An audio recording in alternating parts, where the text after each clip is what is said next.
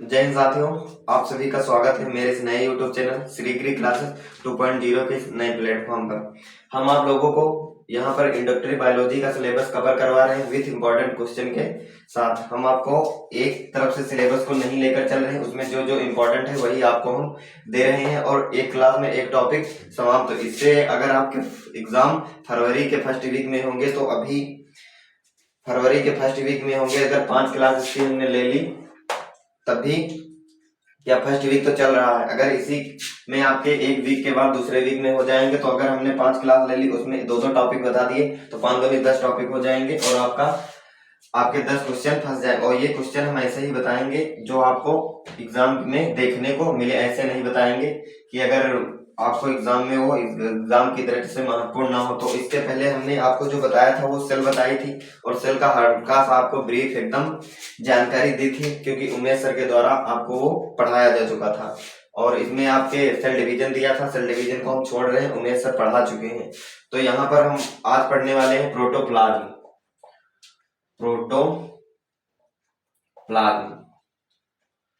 जो आपका प्रोटोप्लाज्म होता है इसकी हिंदी होती है जीव द्रव्य। क्या होता है ये? जीव द्रव्य। क्या होता है? जीव द्रव्य। ये पाया कहाँ जाता है? आपकी जो हमने सेल पढ़ाई, उमेश सर आपको सेल पढ़ाए हैं उसी में आपको पढ़ाया होगा जीव द्रव्य, हल्का सा बताया है, हमने उनसे मालूम कर लिया था। इसलिए हम आपको यहाँ पर, ये इम्पोर्टेंट लग रहा है इसलिए हम यहाँ पर जीव द्रव्य पढ़ा रहे हैं, बस छोटी सी क्लास में ये कवर हो जाएगा।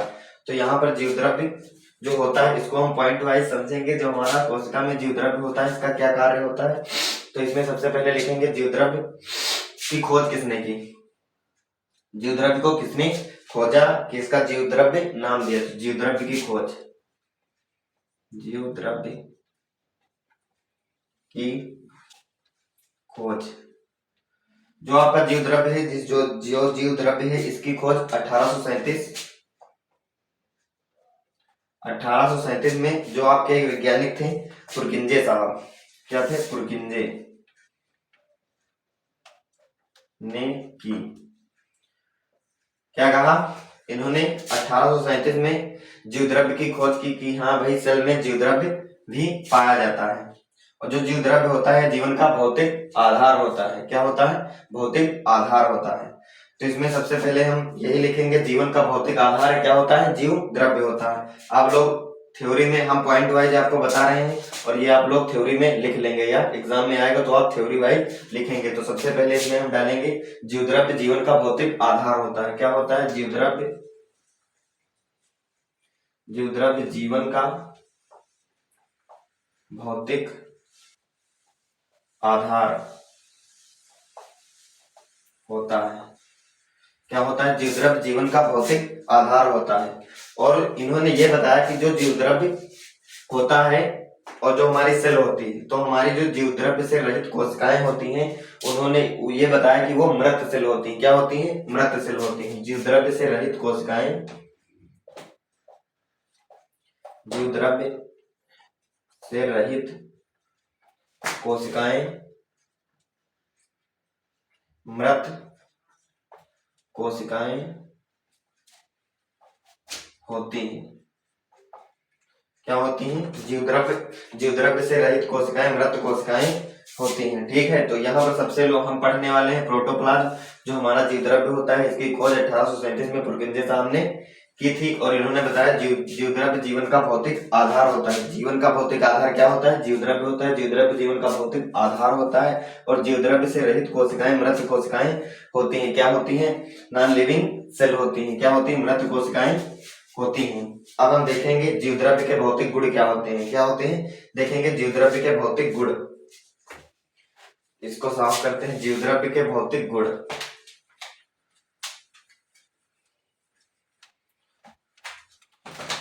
जीव द्रव्य के भौतिक गुण, जीव द्रव्य भौतिक गुण। क्या देखेंगे? जीव द्रव्य के भौतिक गुण। तो जो हमारा जीव द्रव्य होता है इसके भौतिक गुण क्या क्या होते हैं ये हम बताएंगे। इसमें जीव द्रव्य के भौतिक गुण क्या होते हैं। तो हमारा जो जीव द्रव्य है, जब इसका, हमारे जो वैज्ञानिक साहब थे इन्होंने जब एक सूक्ष्मदर्शी से अध्ययन किया, जब सूक्ष्मदर्शी के द्वारा इन्होंने अध्ययन किया तो ये पाया कि जो हमारा जीव द्रव्य होता है वो स्वच्छ होता है, रंगहीन होता है। और क्या होता है? स्वच्छ, रंगहीन और चिपचिपा। तो पहला पॉइंट इसमें लिख लेंगे, स्वच्छ, रंगहीन और क्या होगा? चिपचिपा। चिपचिपा क्या होगा? हमारा जो जीव द्रव्य के जो भौतिक गुण होंगे वो उनमें सबसे पहले क्या, इन्होंने जब सूक्ष्मदर्शी की सहायता से इसका अध्ययन किया तो इन्होंने पाया कि जो हमारा जीव द्रव्य होता है वो स्वच्छ, रंगहीन, चिपचिपा क्या होता है? पदार्थ होता है। चिपचिपा पदार्थ होता है। और जो ये जीव द्रव्य होता है, जब इन्होंने देखा कि स्वच्छ, रंगहीन, चिपचिपा है और फिर उन्होंने ये बताया कि इसे एक धागे के समान खींचा जा सकता है। क्या होता है? इसे एक धागे के समान खींच सकते हैं। और जब इसे एक धागे के समान खींचेंगे तो उसको जब खींचने पर इसे पुनः छोड़ेंगे तो वो अपने स्थान पर पुनः आ जाता है। मतलब आप लोग ये कहेंगे इसे एक धागे के समान खींचा जा सकता है, जिसे छोड़ने पर वह पुनः अपने स्थान पर आ जाता है। क्या आता? आज मतलब की इलास्टिसिटी। जैसे आप देखिए एक रबड़ को देखिए, पकड़िए, यहाँ से पकड़िए, उसको जब आप खींचेंगे तो खींच जाएगी, उसके बाद जब छोड़ेंगे तो वह पुनः अपने स्थान पर आ जाएगी। तो उसी से आप लोग यहाँ पर रिलेट करिए, जो आपका प्रोटोप्लाज्म होता है, जीव द्रव्य होता है, वो एक धागे के समान खींचा जा सकता है और उसे छोड़ने पर वह पुनः अपने स्थान पर आ जाता है। तो इसमें दूसरा पॉइंट है, तो एक धागे के समान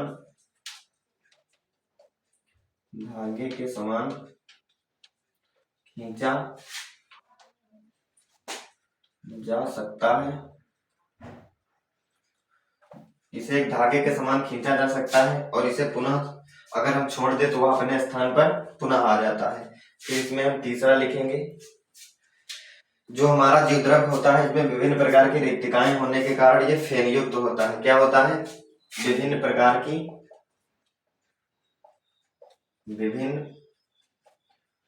की रिक्तिकाएं होने के कारण ये फेन युक्त होता है। क्या होता है? फेन युक्त होता है। इन्होंने तीसरा हमें पॉइंट ये दिया कि विभिन्न प्रकार की रिक्तिकाएं होने के कारण जीव द्रव्य में विभिन्न प्रकार की रिक्तिकाएं पाई जाती, और जो ये विभिन्न प्रकार की रिक्तिकाएं पाई जाती इसके के कारण जो हमारा जीव द्रव्य होता है वो क्या होता है? फेन युक्त होता है। क्या होता है? फेन युक्त होता है। जैसे आप साबुन में देखिए फेना बनता है, उसी प्रकार इन्होंने बताया कि जीव द्रव्य भी फेन युक्त होता है। वो फेन युक्त क्यों होता है? क्योंकि इनमें विभिन्न प्रकार की क्या पाई जाती है? रिक्तिकाएं पाई जाती है। फिर इसमें हम लोग चौथा पॉइंट देखेंगे कि गर्मी बिजली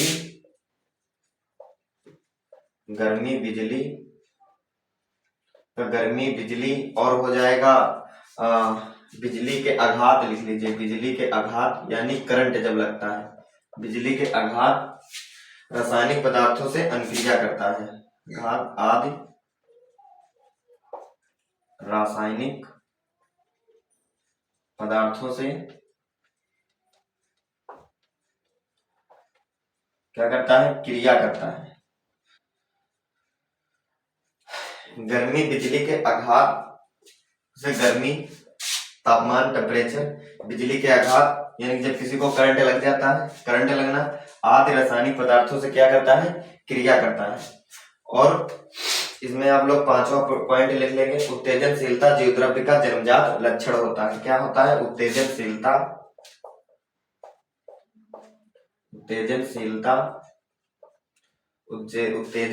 जीव द्रव्य का जन्मजात लक्षण होता है। लक्षण या आप लोग लिखेंगे गुण, जो लक्षण होता है। क्या होता है? लक्षण होता है। तो सबसे पहले आपको हमने जीव द्रव्य बताया, इसमें फिर देखिए हमने जीव द्रव्य के भौतिक गुण क्या देखे। सबसे पहले बताया स्वच्छ, रंगहीन, चिपचिपा पदार्थ होता है, इसे एक धागे के समान खींचा जा सकता है और अगर हम उसे धागे को पुनः छोड़े तो अपने स्थान पर पुनः आ जाता है।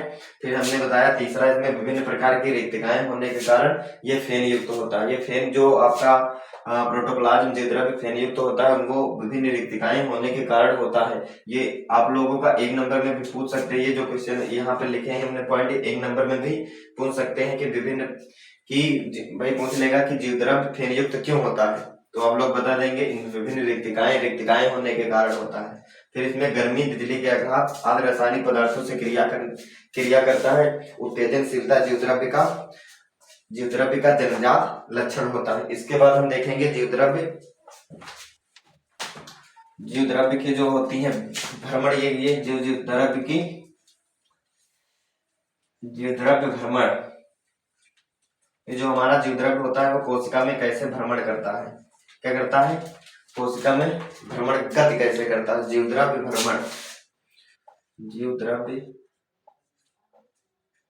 भ्रमण, जो आपका जीवद्रव्य भ्रमण हो जाए साइक्लोसिस,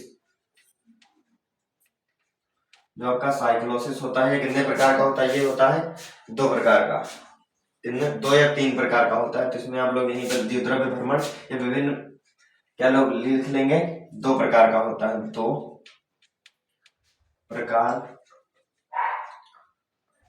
का होता है जीवद्रव्य भ्रमण। यह 2 प्रकार का होता है। इसमें सबसे पहले आप लोग हेडिंग डालेंगे जीवद्रव्य, हाँ इसमें सभी लोग आप लोग हेडिंग अब लगाएंगे। जीवद्रव्य एक कोशिका के अंदर रिक्तिका के चारों ओर केवल एक ही दिशा में अगर गति करता है तो उसे क्या कहते हैं, घूर्णन गति कहते हैं। क्या कहते हैं, घूर्णन। अगर जीवद्रव्य एक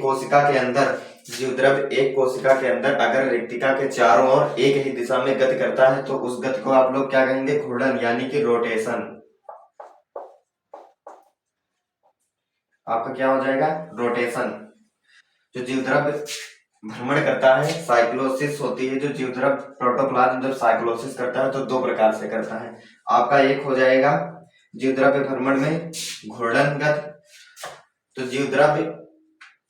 जीवद्रव्य एक कोशिका के अंदर रिक्तिका के चारों ओर केवल एक ही दिशा में अगर वो चलता है या गति करता है तो उसे क्या कहते हैं, घूर्णन गति कहते हैं। इसमें आप लोग एग्जाम्पल देखेंगे कैसे क्या और किसमें होता है। ये वेलिसनेरिया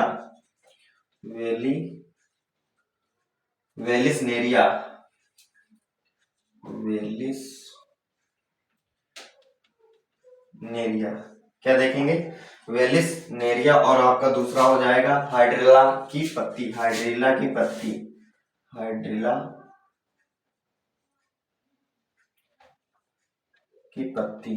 क्या हो जाएगी, हाइड्रिला की पत्ती। उसके बाद देखेंगे कि कोशिका में अनेक दिशाओं में अगर वो जो हमारा जो जीवद्रव्य होगा वो कोशिका में अनेक दिशाओं में गति करेगा, अनेक दिशाओं में वो अपना भ्रमण करेगा तो उसे हम लोग क्या कहेंगे, सभी दिशाओं में भ्रमण करेगा तो उसे हम लोग क्या कहेंगे, परिसंचरण।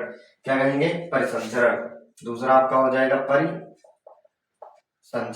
और जो ये परिसंचरण करता है जीवद्रव्य वो किसमें करता है, इसके आप लोग एग्जाम्पल देखेंगे तो आपका ये हो जाएगा ट्रेंडेस्केंसिया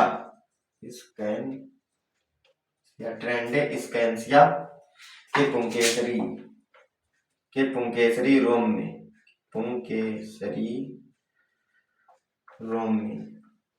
क्या हो जाएगा, पुंकेसरी रोम में। अब दूसरा हम देखेंगे इसमें जो दूसरी की गति होगी वो क्या होगी, पश्चिमाभिकी गति होगी। क्या होगी, पश्चिमाभिकी। क्या हो जाएगी, पश्चिमाभिकी गति। इसमें पश्चिमाभिका के द्वारा गति होती है। क्या होती है, इसमें जो जीवद्रव्य भ्रमण करता है वो क्या करता है, पश्चिमाभिकी गति में पश्चिमाभिका के द्वारा गति करता है। इसमें आप लोग एग्जांपल देखेंगे पश्चिमाभिका के द्वारा वह गति करता है। ये आपका हो जाएगा क्लेमिडोमोनास। क्या हो जाएगा, क्लेमिडोमोनास। इसके बाद देखेंगे हम जो दूसरी आपकी हो जाएगी वो आपकी हो जाएगी अमीबी गति। क्या हो जाएगी, अमीबी गति।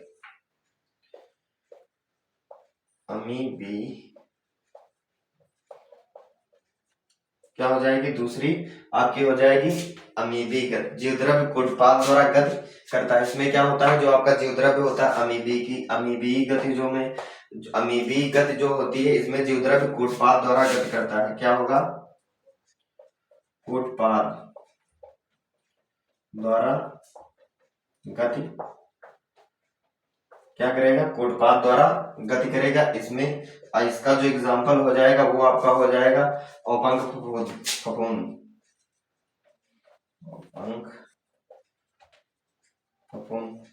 ये आपका हो जाएगा। अब इसके बाद हम थोड़ा सा देख लेते हैं द्विद्रव्य का रासायनिक संगठन क्या होता है। इसमें जो द्विद्रव्य होता है इसमें क्या क्या कैसे मिलकर किससे किससे मिलकर बना हुआ होता है, इसका रासायनिक संगठन क्या होता है। बस हम क्लास को समाप्त करते हैं तो इसमें देख लेंगे द्विद्रव्य का रासायनिक संगठन। द्विद्रव्य का रासायनिक संगठन, इसका जो केमिकल कंपोजिशन होता है वो कैसे होता है, रासायनिक संगठन। तो द्विद्रव्य का जो रासायनिक संगठन होगा, chemical composition of protoplasm English में लिख लेंगे, ठीक है। तो इसमें सबसे पहले देखिए जल कितना होता है प्रतिशत में। सबसे पहले इधर लिख दिए जल, प्रोटीन क्या हो जाएगा, प्रोटीन, और आपका हो जाएगा कार्बोहाइड्रेट, और आपका हो जाएगा लिपिड्स, और फिर हो जाएगा अकार्बनिक पदार्थ